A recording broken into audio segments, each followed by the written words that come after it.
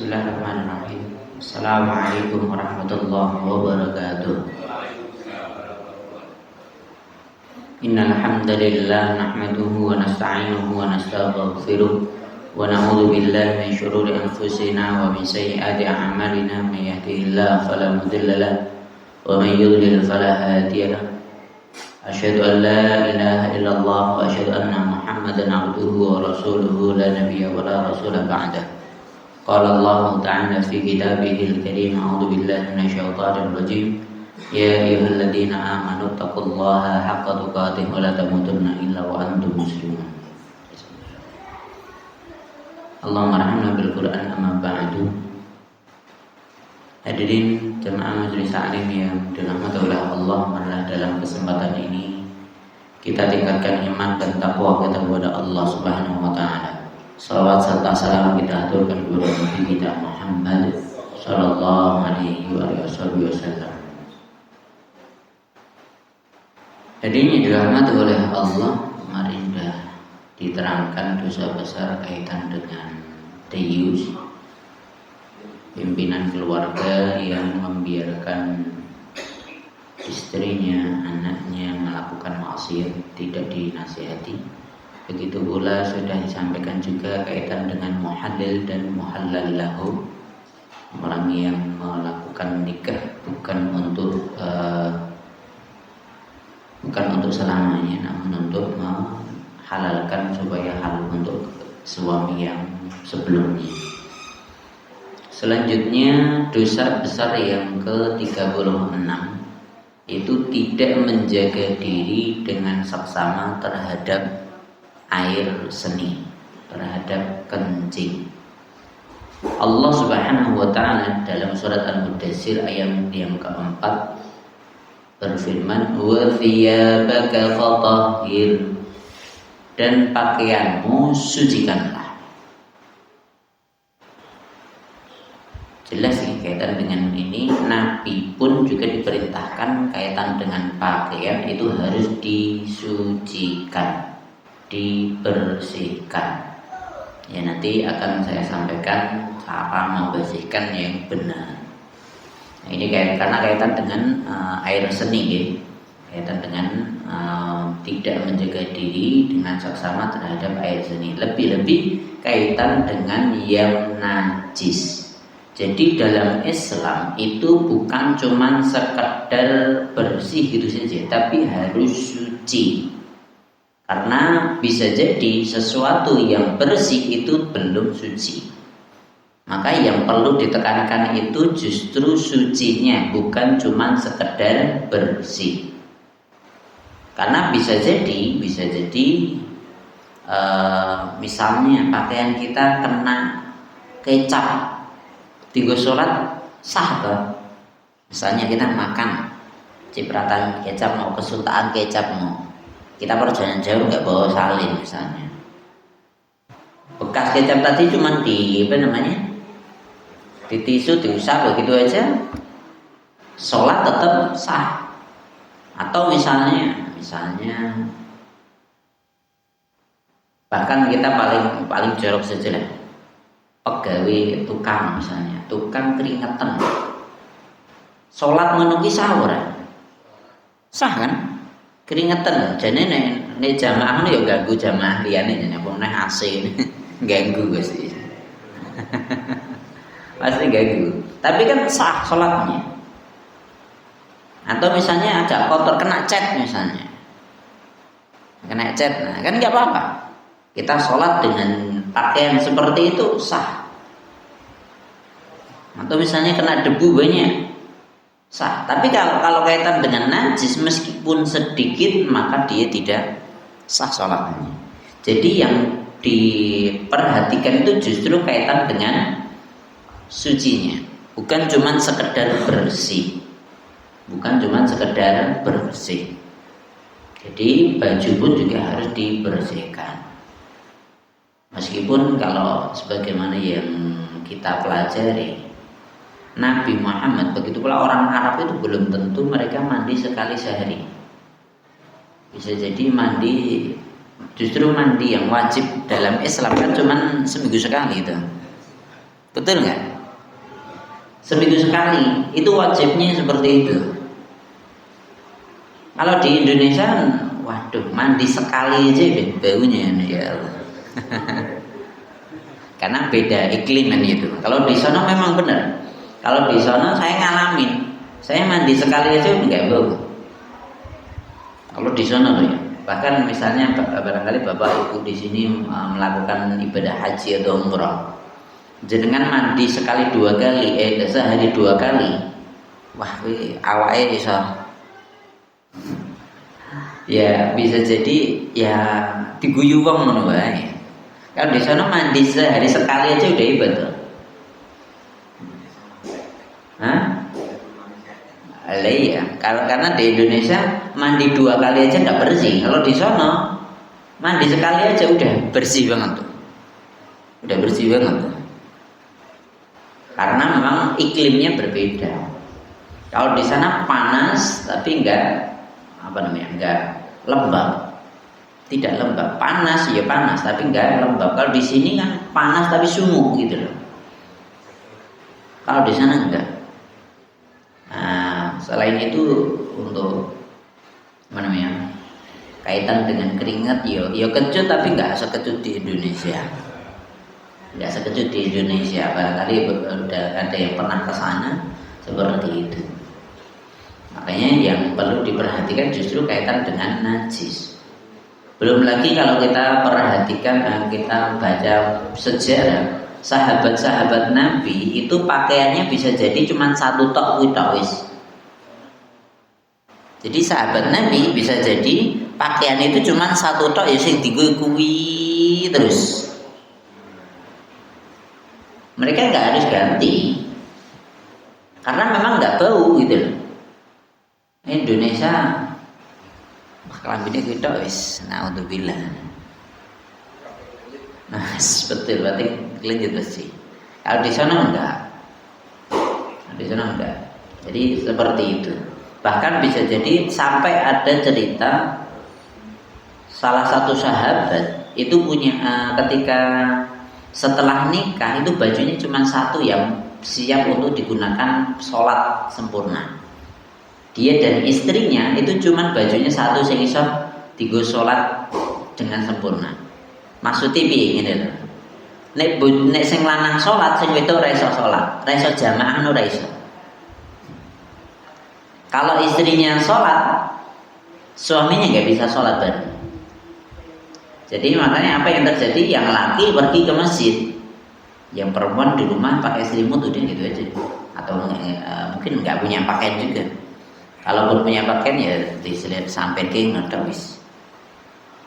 Nanti kalau pengen istrinya sholat itu nunggu suaminya pulang dulu. Nanti pakaiannya tadi digunakan oleh istrinya supaya tertutup auratnya semua baru melakukan sholat istrinya. Subhanallah. Seperti itu yang terjadi. Ada cerita sampai seperti itu. Paham ya sini? Ini berkaitan dengan pakaian. Dan itu tentunya fatahir harus dibersihkan. Terutama kaitan di sini tahrun itu lawan kata najis.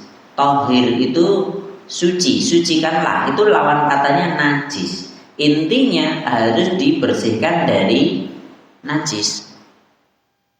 Jadi bukan cuma sekedar dicuci itu saja, tapi harus suci dari najis.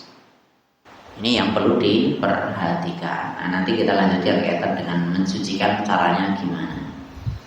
Ya, kita lanjutkan dulu. Ibnu Abbas radhiyallahu anhu berkata, suatu hari Nabi SAW berjalan melewati 2 buah kuburan. Lantas beliau bersabda, innahuma la yu'adzibani.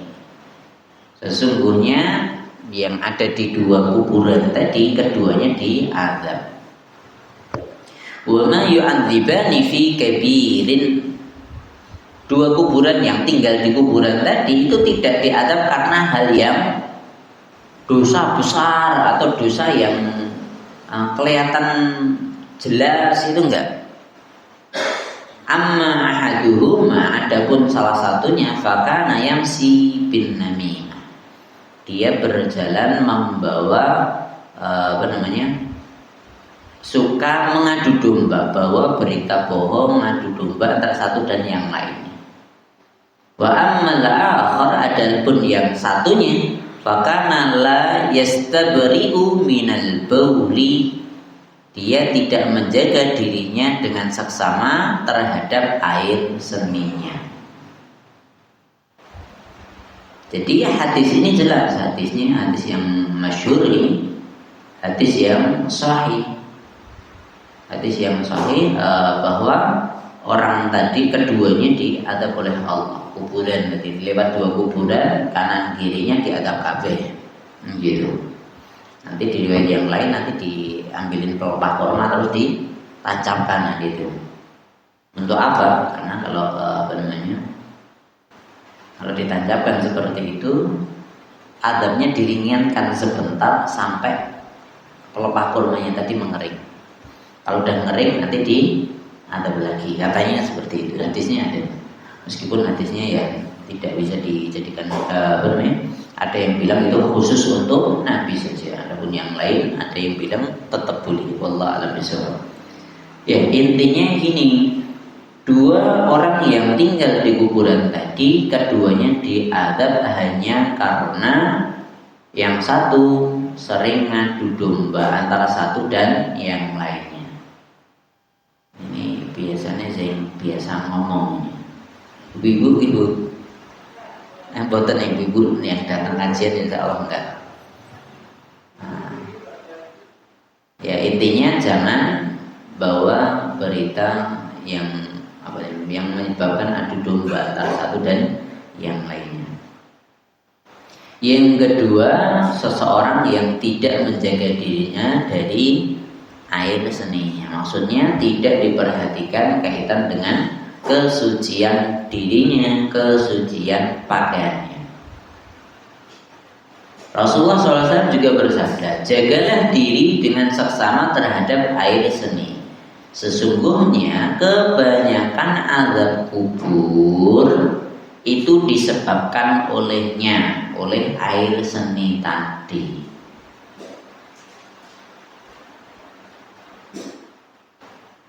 Selain itu, sesungguhnya orang yang tidak menjaga dirinya dan juga pakaiannya dari air seni, maka sholatnya tidak diterima. Kan betul kan? Karena najis kan gitu.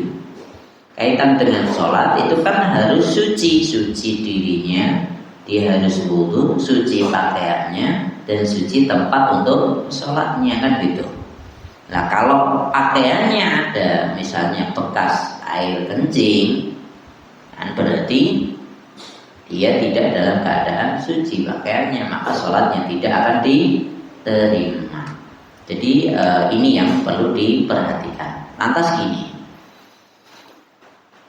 perlu diperhatikan seseorang ketika kencing itu harus cebok dengan benar.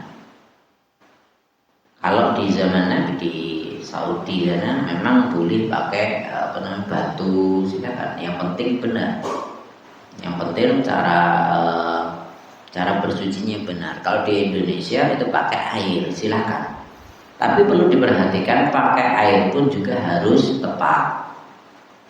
Ya, memang harus digosok. Misalnya kalau guru saya dulu bilang nggak cuma sekedar dikebiuri ada orang, harus dibersihkan. Nah, kalau guru saya dulu saya perempuan yang bahas tentang kitab Bulughul Maram, itu perempuan gurunya. Ketika membahas tentang ini, itu Nabi beliau menyampaikannya apa? Beliau ambil spidol. Nah kalau laki-laki itu harus dipelurut jadinya, dipelurut supaya keluar semua kencingnya, supaya tidak ada yang tersisa di kemaluannya kencingnya tadi.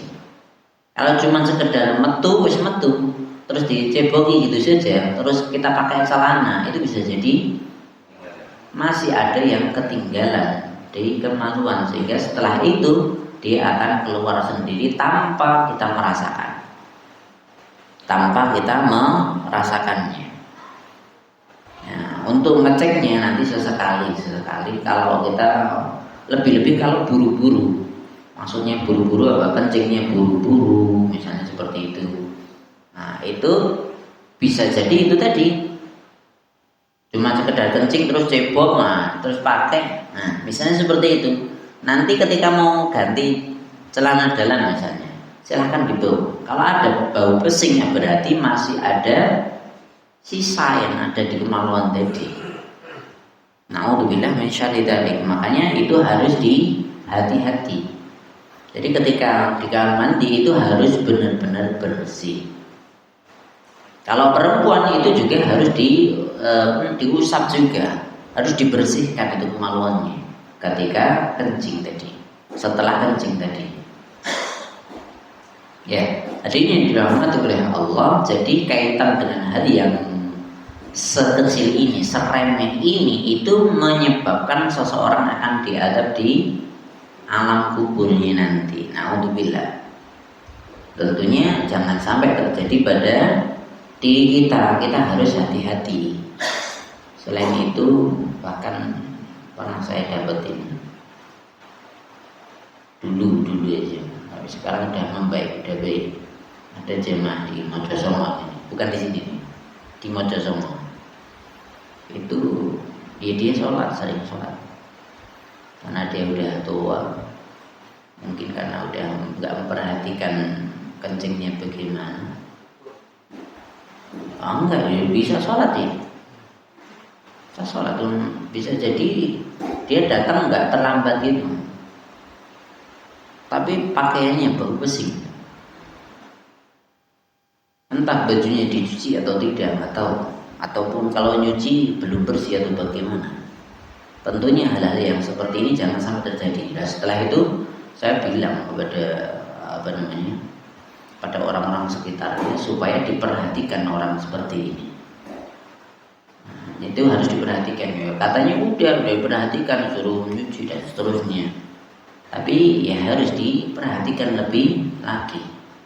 Karena yaitu jemaah kita, itu mereka sholat muslim. Ya khawatirnya yang gak diterima bukan cuma dia saja, nanti ada orang jabat tangan sama dia belum bisa membersihkan dengan baik, misalnya nempel pada kita nggak suci, sholat kita juga nggak diterima kan gitu. Nah, dan alhamdulillah sekarang sudah mulai membaik, tidak sedahsyat dulu. Masih masih hidup orangnya. Ya semoga dimaafkan kesalahan sebelumnya. Nah itu bahkan sampai didatangkan. Saya bilang itu punya keluarga enggak, harus dinasihati. Mungkin karena sudah tua kita nasihati. Kalau sesama jamaah nasihati menurut kan ya takut rapinan gitu. Waduh tua, nek aku sing cilik ngandani wong tua, waduh susah. Nah, sampai akhirnya saya kasih alternatif, coba keluarganya didatangkan atau tanya anaknya bagaimana supaya ini tidak terjadi seperti itu.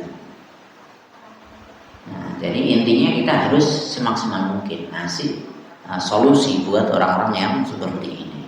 Ya mungkin kemungkinan pertama ketika buang air itu enggak bersih tadi seperti yang saya sampaikan tadi. Yang kedua bisa jadi kemungkinan yang lain, ya orang kuat butuh sabun kopi, orang iso nyuci kopi nggak tahu juga. Kemungkinan yang lain dia kencingnya berdiri. Kalau kencing berdiri itu lebih kemungkinan ada sisa di kemaluan sehingga setelah itu akan keluar setelah dicebokin, terus dia berdiri, terus dia jalan itu keluar pasti. Lebih-lebih ketika kencing yang berdiri itu pasti akan lebih ada kemungkinan besar untuk keluar sendiri lagi tanpa kita merasakan, tanpa kebelet dulu. Seperti itu. Makanya ya sebaiknya kalau kita kencing, meskipun hanya kencing, itu usahakan di kamar mandi yang tertutup, yang kita bisa jongkok. Meskipun laki-laki, lebih-lebih perempuan, ada perempuan nganter di seorang sih. Yang ya mau, Zaman kecil loh, zaman kecil bisa. Ada zaman dulu ada bisa. Mana ya? Ya. Hah? Oh, mana? Aku kurang ngerti nih. Iya. Nek berdiri ya ora iso atau depan aku yakin. Iso ya. Ya Allah, piye aku ora ngerti. Oh, mana ya? Aku kurang ngerti nih gue. Hah? Ya Allah. Lah terus bersihnya pi? Oh nggak bersih kan, langsung jalan lagi. Ya Allah, enten ini ya. Oh dulu. Ya Allah.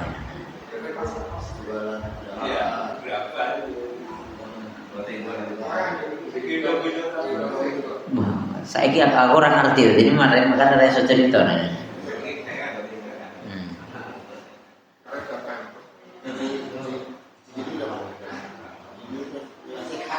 Ya Allah, alhamdulillah.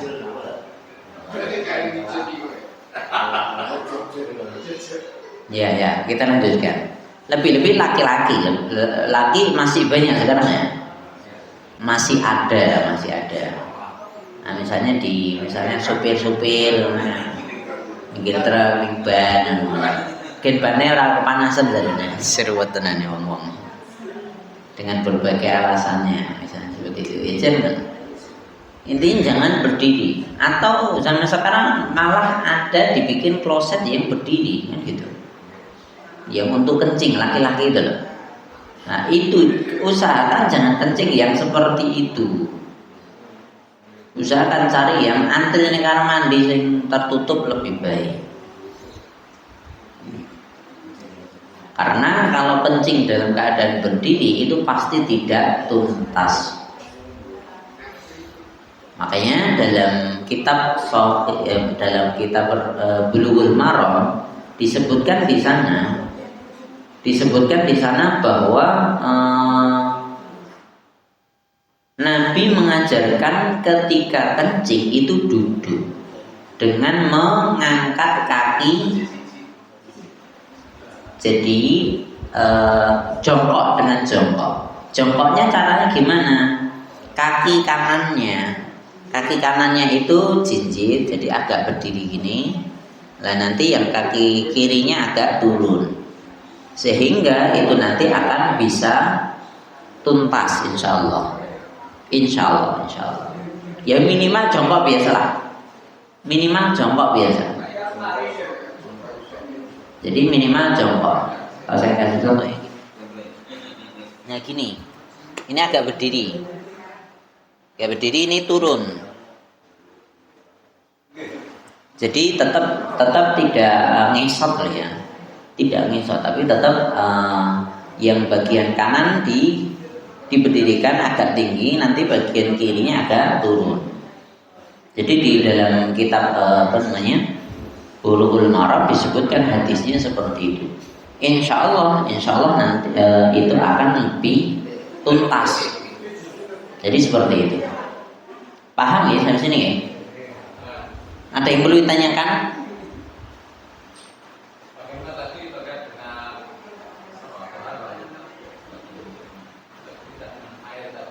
Pripun? Bersuci tanpa air. Ya, kata-kata pentingnya membersihkannya tanpa air. Ya. Nah itu apa istilahnya? Kayak apa gitu kalau tanpa air? Dan mungkin kadang kita itu di tempat tertentu berarti kalau tangan tempat jalan. Ya kalau di apa namanya? Kalau masih di tempat yang datar itu kita bisa pakai cari air kan bisa. Kecuali kita di Saudi lah ngono. Atau kalau enggak ning gunung. Golek sumber kangelan, ini ning gunung munggah gunung. Ada yang pernah ndaki gunung. Misalnya sampai puncak, golek kamar mandi ning dicoba. Kangelan lah. Terus apa yang terjadi? Nah, misalnya terjadi seperti itu.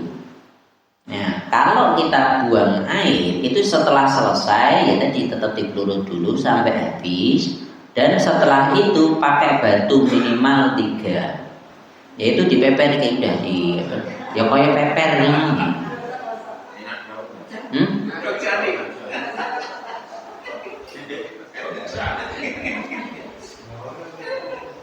Ya, paham ya dari sini? Sama. Jadi kalau hadisnya itu pakainya batu. Lah nek ning padang pasir kan nek watu. Daunnya kok ngendi?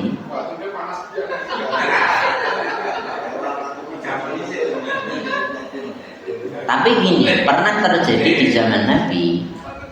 Ketika Nabi buang air, itu Nabi nyuruh sahabatnya nyariin batu. Ketika udah didatangkan kepada Nabi, itu ada 2 yang dibuang sama Nabi. Cari yang batu, bukan kotoran onta. Karena kotoran onta kalau di padang pasir itu nanti juga mirip seperti batu. Nah kalau itu kotoran nggak mensucikan. Jadi kalau kotoran itu tidak mensucikan, harus bentuknya batu. Jadi seperti itu. Kalau kotoran onta nggak bisa mensucikan karena dia kan najis, dia kan kotor. Seperti itu. Makanya tidak bisa pakai kotoran onta, pakainya harus batu. Setelah itu suruh nyari lagi sampai ketemu batu, baru setelah itu Nabi menggunakannya. Ini tentunya hal-hal yang dalam seperti ini itu diajarkan supaya apa? Ketika terjadi hal di tempat-tempat tertentu yang minus, nah misalnya keadaan terpepet, itu kita tetap bisa bersuci. Paham dari sini, ke? Nah kalau kaitan dengan wudhu kan bisa dengan tayamum ini itu. Itu nanti kaitan dengan istinja, cebok itu juga bisa pakai batu tadi. Terus bagaimana kalau pakai tisu? Nah, mana pertanyaannya?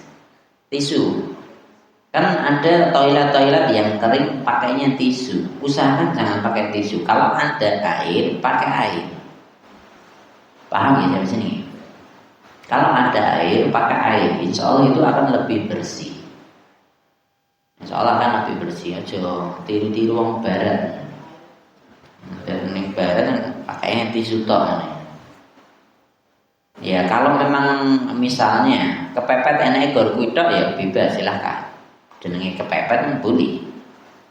Tapi kalau pakai air itu insya Allah akan lebih bersih. Tentunya sebelum buang air kita juga harus usaha dulu cari yang ada airnya. Cukup, barangkali yang lain perlu ditanyakan.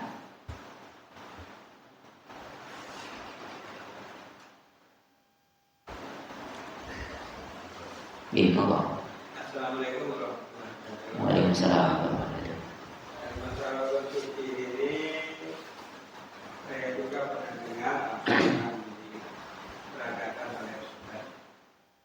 Nah, jadi pernah saya dengar memang suci itu sesuai dengan ketentuan hadis. Kemudian sampai kali diukur gitu kan. Iya. Ternyata setelah dulu seperti itu dianggap bersih, kemudian keluar lagi. Kemudian Ustaznya bilang kalau itu terjadi berarti itu penyakit. Nah kalau penyakit ya dimaafkan kata beliau gitu. Ya tentunya kita harus usaha dulu, usaha maksimal dulu. Beser misalnya, kalau kerasa ya harus diganti, harus dibersihkan. Baju harus bersih supaya sholatnya bersih. Lebih-lebih kalau memang misalnya udah tua nanti keluar sendiri seperti itu. Maka kalau tahu seperti itu kita harus lebih hati-hati lagi. Misalnya kudu saat durungnya sholat dibersihkan terus kita pakai ganti celana ya silahkan, boleh. Jadi kita harus menjaga itu. Kalau memang kita punya penyakit, yang penting kita usaha semaksimal mungkin. Bukan berarti nek sakit ya harus ditekne ya ora iso. Kita tetap harus usaha dulu karena ini kaitan dengan kesucian. Nah, kecuali kita udah usaha bantunya tetap metu meneh dhewe ra krasa ora ngerti, maafu insyaallah dimaafkan oleh Allah. Tapi kalau kita tahu, kita punya kebiasaan seperti itu, ya sesekali ketika mau ganti itu di bau. Baunya pesing nggak? Kalau pesing berarti ada masalah. Pasti ada masalah. Makanya kalau seperti itu ya usahakan setiap ganti mau sholat ganti saja. Insya Allah akan lebih bersih. Jadi seperti itu. Paham ya sampai sini ya? Jadi kalau kita sakit sekalipun juga tetap harus usaha semaksimal mungkin. Ya, terus bagaimana kalau sholat pakai pempes? Nah, ini. Kalau dewasa emang ada ya, ada sih yang tua misalnya. Ya itu usaha sebelum sholat itu dilepas, ganti dulu. Kalau ada isinya, kalau kosong masih baru misalnya, habis ganti ya silahkan boleh. Tapi setelah itu kalau memang udah ada isinya ya diganti. Terus bagaimana kalau kita bawa anak pakai pampers? Di situ anak udah kencing. Ya nggak apa-apa selagi itu tidak mengganggu sholat kita, kan gitu, tidak keluar najisnya, kan gitu. Karena terkadang namanya anak-anak itu kencingan cuma sedikit aja. Yang penting pampers nggak terlalu penuh, kan insya Allah nggak akan keluar juga, kan gitu. Nah, nggak akan keluar, nggak akan ganggu najisnya nggak akan keluar, kan gitu. Kalau memang masih baru sekali, kita 2 kali itu bisa jadi masih tertutup, kan gitu. Yang penting sebelum kita aja ya kita usahakan tetap dilihat dulu. Nah, kalau tetap gendong dan ada air kencingnya bagaimana, kan kita yang penting kita suci. Kita gendong bayi yang pakai pampers insya Allah tetap sah. Karena yang nempel di badan kita itu adalah suci. Berarti sholat gendong bayi boleh. Paham ya sampai sini ya? Barangkali yang lain perlu disampaikan atau perlu ditanyakan.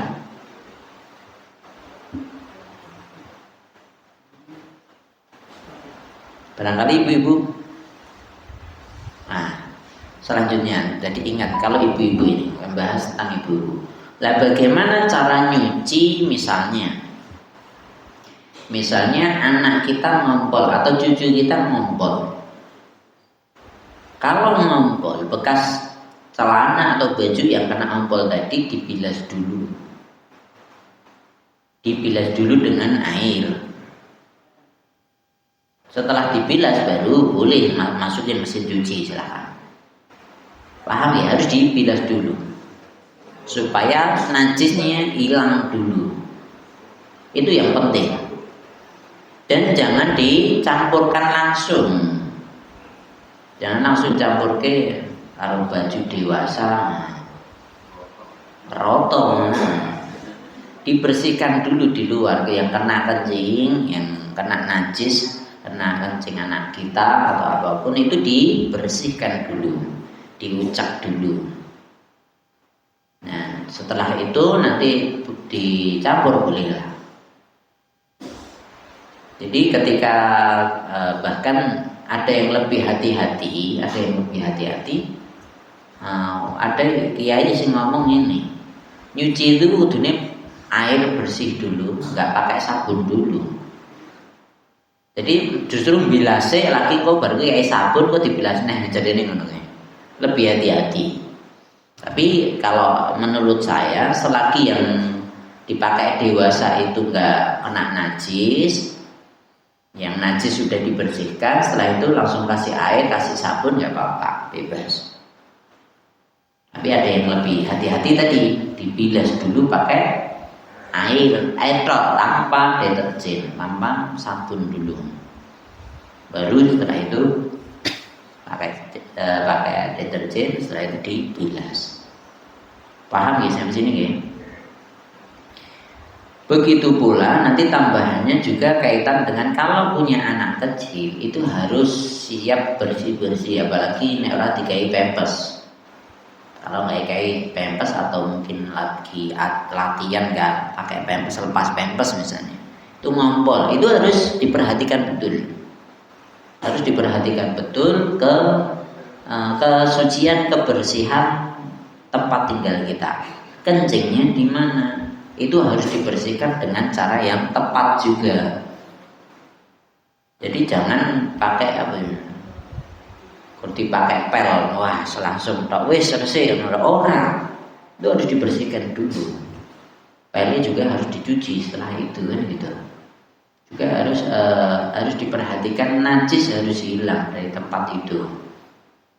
Jadi sehingga rumah kita tetap bersih meskipun masih ada anak kecil, tidak jorok lah gitu loh. Karena ada orang-orang yang nggak perhatikan itu, sepenting dilarang dong ya Allah. Nah, karena harapannya kalau kita biasa bersih suci, kita mau sholat di mana saja di rumah kita, insya Allah kita juga siap kan gitu. Insya Allah itu juga suci semuanya. Ya masalahnya kalau ada rumah, karena memang ada beberapa rumah yang tidak memperhatikan kebersihan kaitan dengan ini. Padahal itu hal yang sangat penting. Wa thiyabaka fadhahir, bajumu harus bersih, itu pun juga kaitan dengan rumah kita. Jadi dalam Islam itu tetap diajarkan tidak kemproh. Jadi tetap harus diajarkan bersih, rapi, suci, itu yang penting. Tambah satu hadis lagi agak panjang ini. Al-Hafidz Ibnu Nu'aim di dalam kitab Hilyatul Awliya meriwayatkan sebuah hadis dari Syaqi bin Mani al-Asbahi dari Rasulullah SAW. Beliau bersabda, 4 golongan penghuni neraka yang akan mengganggu para penghuni neraka lainnya karena siksaan yang mereka terima. Berarti ada 4 ini. Mereka beringsut di antara hamim, cairan panas yang mendidih, dan jahim, nyala api yang berkobar, sambil berteriak-teriak mengeluarkan sumpah serapah. Para penghuni neraka lainnya saling bertanya kepada sesama mereka, kenapa mereka itu mengganggu kita yang menambah beban siksaan kita saja? 4 orang itu, yang pertama, seseorang di atas kepalanya ada peti bara api. Kedua, seseorang yang berjalan sambil menyeret ususnya. Ketiga, seseorang yang mengalir nanah dan darah dari mulutnya. Dan keempat, seseorang yang memakan daging tubuhnya sendiri.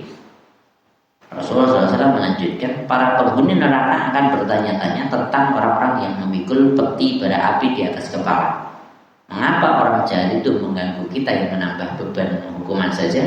Pertanyaan ini dijawab, orang jahat itu meninggal sambil membawa beban harta manusia di lehernya.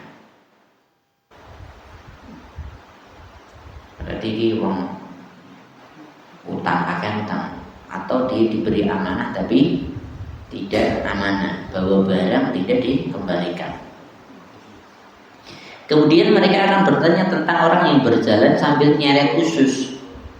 Mengapa orang jahat itu mengganggu kita yang menambah beban hukuman saja? Pertanyaan itu dijawab, orang jahat itu adalah orang yang tidak peduli di mana air seninya mengenai pakaiannya atau badannya, dan dia tidak mencucinya.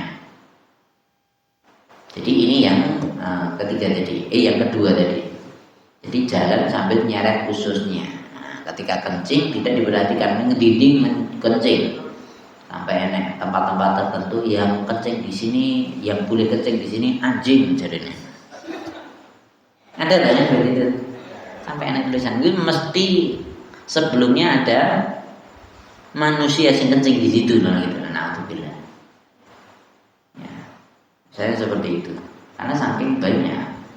Nah, dia nggak perhatikan pokoknya yang butuh nguyuh-nguyuh, nggak wis. Itu siksaan seperti itu. Lalu mereka bertanya tentang orang yang mengalir nanah dan darah dari mulutnya. Mengapa orang jahat itu mengganggu kita yang menambah beban hukuman saja? Pertanyaan ini dijawab, orang jahat itu adalah orang yang dahulu mendapati kata-kata buruk dan dia menikmatinya. Dalam riwayat lain, dia dahulu makan daging manusia dan berjalan sambil mengadu domba. Jadi seperti namimah tadi, yang ngadu domba antara satu dan yang lainnya. Intinya dia menikmati itu. Tadi disiksa dengan mengalir dari mulutnya darah dan nanah. Karena ketika di dunia, yang keluar dari mulutnya itu tadi yang jelek-jelek, ngadu domba, fitnah dan lain sebagainya. Maka balasannya juga sama.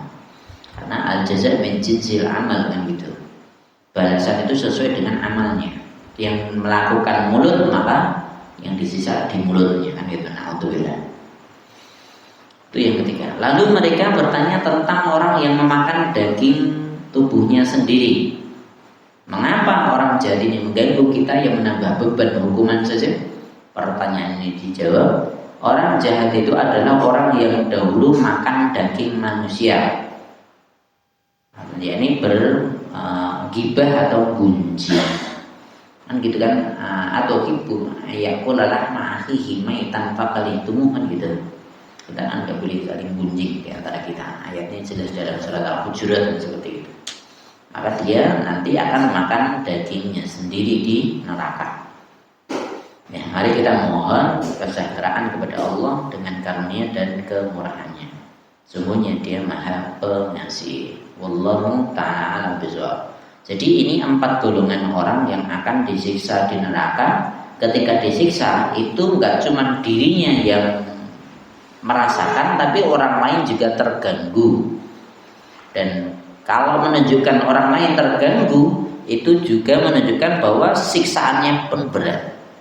Na'udzubillah min syarriha. Ya, salah satunya tadi seorang yang kencingnya itu tidak diperhatikan. Dia kencing di mana? Pokok kencing gitu aja, tidak perhatikan.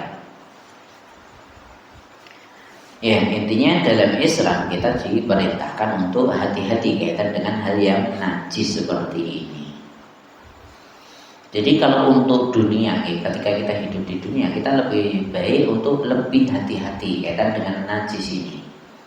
Misalnya kita punya contoh anak saya, ketika mau lepas pampers ya udah bisa lepas, cuman soal-soal kan ya jenenge cilik belum bisa mengendalikan. Dolanan ayo kencing dulu ora gelem. Baru bilang 5 menit le. Ampol sik ya. Udah keluar dikit dulu ya udah. Kalau udah seperti meskipun enggak kencing banyak ya. Udah kencing dulu wis. Keluar dulu dikit.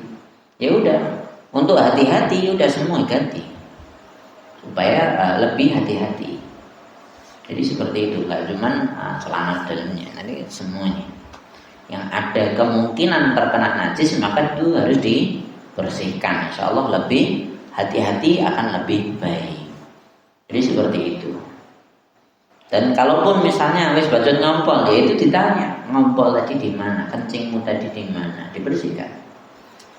Jadi ini yang perlu diperhatikan. Cukup sampai sini nih. Ada yang perlu ditanyakan?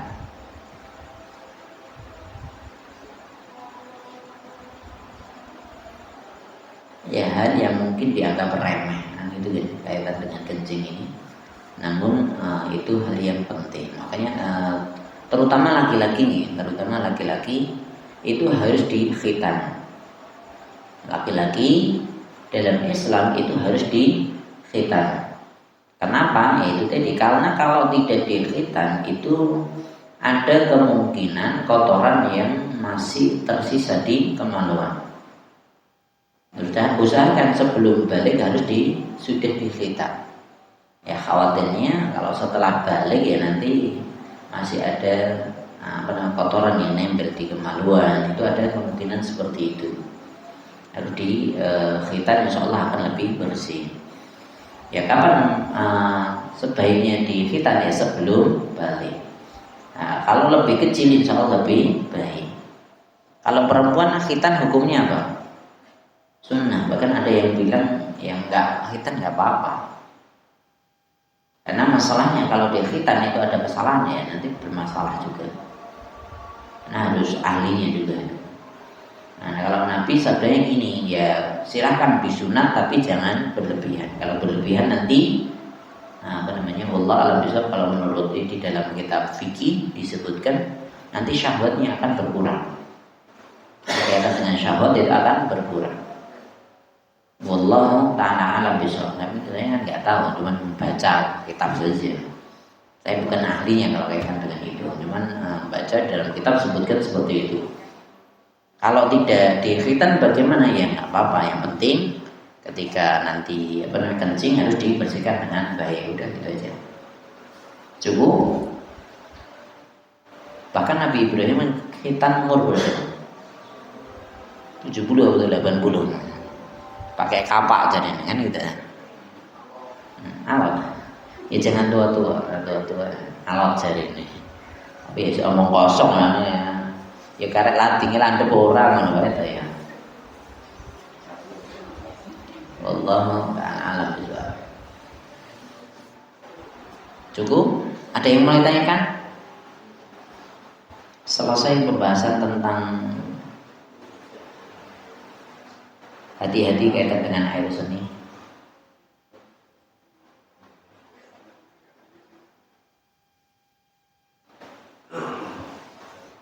Cukup? Oke, saya kalau cukup ya saya kira cukup sekian. Insyaallah kita lanjutkan di pertemuan mendatang karena memang pembahasan ini cuma ya itu saja. Nah, insyaallah kita lanjutkan di pertemuan mendatang. Kurang lebihnya saya mohon maaf. Wa aqulu qawli hadza wa astaghfirullah li wa lakum walhamdulillahirabbil alamin. Assalamualaikum warahmatullahi wabarakatuh.